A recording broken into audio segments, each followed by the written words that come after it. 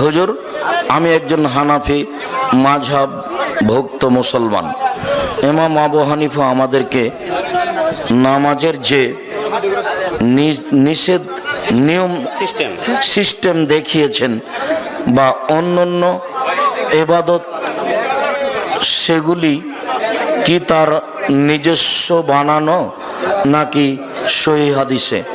এইটা আপনাকে দেখতে হবে। কি আল্লাহর নবী বলছেন আমি চলে গেলাম, কোরআন আর হাদিস রেখে গেলাম। তো আপনার ইমামেরটা দেখেন, হাদিসের সাথে যদি মিল খায় করবেন, আর যদি মিল না খায় তাহলে বাদ দিতে হবে। কেননা আল্লাহর নবী যাওয়ার সময় বলেননি যে আমি ইমাম শাফিকে রেখে গেলাম বা ইমাম আবু হানিফাকে রেখে গেলাম রাহিমাহুল্লাহ। উনি বলেছেন যে আমি কোরআন আর সুন্নাহ হাদিস রেখে গেলাম।